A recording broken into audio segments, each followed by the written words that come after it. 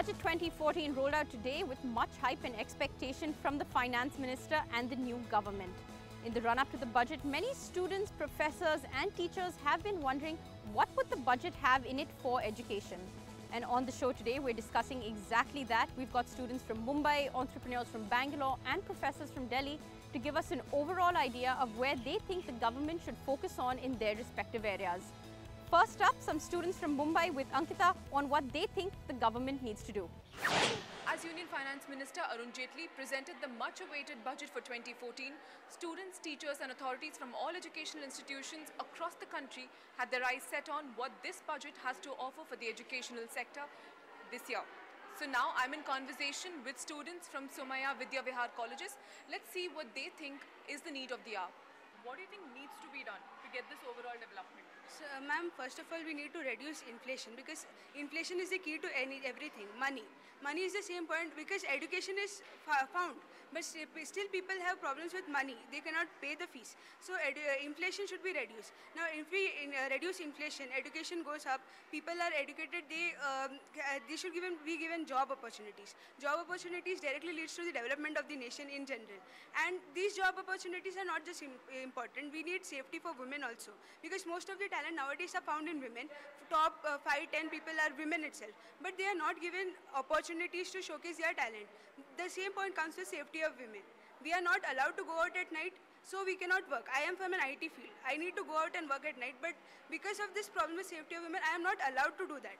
So that reduces the talent, the quality of the people in education in the people. So when we talk about education and like higher education, so if let's say we have IITs and IIMs, just a few of them, and not every state has it. So what do you think about that? Do you think it's needed, like as in we need to have an IIT and IIM in every state of India? I don't think that. IIT and IIM are a matter of great importance, that is believed.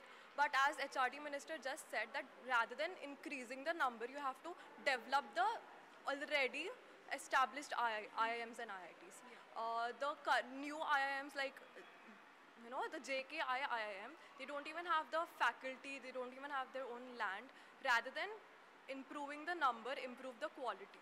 If you see, we have so many other languages. You have Bengali, you have Kannada, you have Telugu. What about these? What do you think can be done to develop these? Ma'am, regional in vernacular languages we can study up till 10th standard, I believe that. After that we are supposed to go, we are thinking about in an industry point of view. We are going to multinational companies, we cannot be speaking in vernacular languages. And even in India, if you see, if you come from Kerala and speak in Maharashtra, people can't discern what they are telling. So we require a common language, that is English. We have to do higher studies in English itself, that's what I think. But vernacular languages can be promoted by having a single subject for that, having in-depth subject compulsory for that. That's how we can promote it, that's what I think. So most of the problems discussed here are deep-rooted and will need much of planning if they need to be overcome. And just when can we expect for these problems to get over? Well, that's something we'll need to wait and watch. Bangalore is the startup capital of the country, and entrepreneurs and startups like everyone else have had high expectations from the government on what they would do to further encourage entrepreneurship in the country. Lakshmi now joins us from Bangalore. She's with two entrepreneurs. Lakshmi, what do you have for us? Thanks, Kriti. I'm here in Startup Capital of India and probably the world soon, Bangalore. Here with me to discuss what kind of government policies will really enable the startup system to go to the next level are Vamsi Krishna Vedantu and Amit Singh of the Head Start Foundation. Let's have a look at what they have to say. Hi Vamsi and hi Amit. Hello. First question I want to put to you is that the Modi government has put across a Ministry of Entrepreneurship and a Minister for Entrepreneurship. This is the very first time this is happening in India. So what's your take on this? You think that this is going to be a new era for the startup ecosystem? Definitely so. It's a very big move per se. Still needs to be seen what are the policies that they are putting forward for entrepreneurs. In my information, they've already listened to iSpirit and NASSCOM. There are some fantastic suggestions that both the lobbies have given to them. If they take good action towards it, then definitely it's a very big move forward.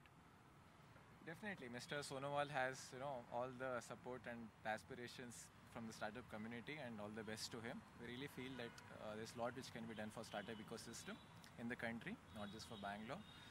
this step is very encouraging because this also tells us that the government is ready to identify this whole genre of startups than just making it a subset of micro and medium scale enterprises. So yeah, it's a good step. Talking about the ecosystem, what really are the challenges that you think we are facing right now? So there are a lot of challenges. Like one, there is a policy challenges which can be there. There are infrastructure challenges, and so on and so forth. I'll specifically talk about policy challenges, and this entrepreneurship ministry can help solve some of them. The first and the foremost would be the single point of clearances, which should be there for startups. The second would be availability of funds, and not just equity funds, but in kind of loans which government can support and provide. Third would be making the whole system very easy for startups to wind, because again that is one of the very big issues because of which angels and VCs are reluctant to invest in startups. In countries like Singapore, they made it very simple, and that's why most of the companies in India, I also am hearing, are shifting their business to Singapore. So this ministry should do something to stop that exodus of companies. Tax ops for investors who are investing in startups should be there. So these are some of the policies which introduced can help, as a lot. So going step by step, what really are the hurdles in the ecosystem? Right now you're saying it's not enabling enough as Singapore, but what really is the problem? Okay, there are a bunch of issues there. When we're talking about startups, it's a totally different beast compared to a small and medium enterprise, which many people do understand a bit. Very fundamental issues like even finding co-founders is a fundamental challenge faced by people. Now, when we're talking about mature entrepreneurial ecosystems like Bangalore, there's still some activities happening over there. But say entrepreneurs in tier 2 cities probably get started with their friends, don't have co-founders with complementary skills. That itself leads to a lot of these businesses shutting down despite having a good product or a business model. That's a simple one. Beyond co-founders, hiring employees for startups, is a totally different ballgame. It's a big challenge again. There are not enough exits right now. So, for a guy who's working in a Google or a Yahoo for that matter, he cannot see that, okay, in 5 years, if I work for a startup, I'll have some stock options, I'll make a crore. They can't see that yet, and hence a lot of them continue to work in their R&D positions in all these big companies. So people who end up joining are essentially the ones probably who are A, out of jobs, don't have too many options, or B, they're really, really keen into solving a big problem or doing something good and meaningful, and hence they come over there. But these guys are again, very small.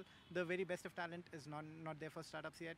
There are a bunch of other things. Early stage investments, there's a very long way to go in that direction. Good stuff happening. A lot of India-centric funds have come up, K, Bloom, Battery, but again, it's just the beginning.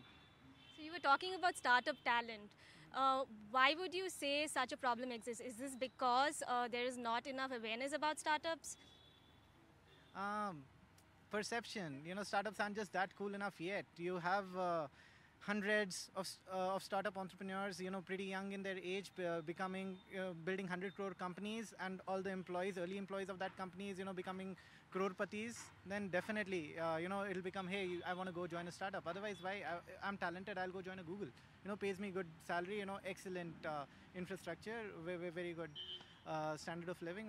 Why not? That's the whole thing right now. Vamsi, what do you have to say? Do you think this is more of a mindset issue?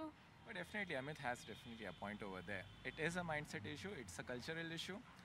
Indians, the culture, the socio-economic fabric has to change to bring about a very fundamental change. Things are improving, definitely. But as Amit said, we need poster boys. Okay, the Flipkarts and the Snapdeals of India has definitely provided us some poster boys, which gives some hope for young guys coming out of colleges that yes, I can also go into a startup, do it. They can probably better convince their parents around it, but yes, lot of stuff again has to be done. Lot of changes has to come forth, and the whole ecosystem has to evolve.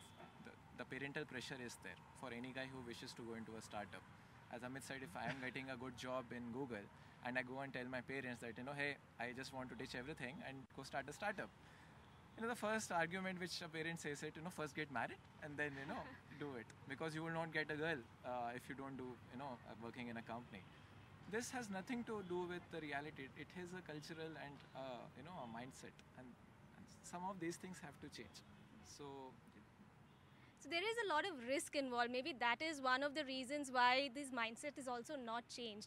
So do you think in terms of the education system itself and probably through government policies, more awareness can be created? Yes, definitely awareness is a big issue, and as I said, we need more success stories to, to have that perception busted that startup is huge risk. First of all, the biggest perception and misconception I would say, as far as a startup is concerned, is you need to do a startup in order to get rich. Believe me, startup is the worst way to make money. It's actually, you should not come into a startup to make money. So the idea would be to solve a bigger problem. It's more like a lifestyle, it's a lifestyle, it's a lifestyle choice. So startup, an entrepreneur who chooses to become a startup guy needs to do a lifestyle analysis, and probably this is exactly not equivalent to what you will get when you do an MNC job. So yes, so that is something which needs to be very clearly put across, and awareness has to be built even from an ecosystem for this. As far as education in colleges and other communities are concerned, yes, there are entrepreneurs. There are also systems like TIE, like Head Start, and there are organizations who are doing that education part. Okay, and the situation is much better than what used to be when I graduated out of my college in 2006. Things are improving. We could do much better with more, education coming in. Vamsi, Amit, one more question. Where do you see the Indian startup ecosystem in the next 5 years? I see more startups coming in. My personal wish would be a company like Facebook and Google getting out of the country, and we really do have the capability as well as the talent to do this. Yes, that would be my dream, to have some world-class companies, more than Flipkarts and InMobi's, and we are already there. I think I would really want to see another Apple or a Google coming out of this country. As per Startup Genome report, Bangalore ranks at 19th in the world. That's the only Indian city that is there in the list of entrepreneurial ecosystems around the world. Bangalore will definitely hit top 10.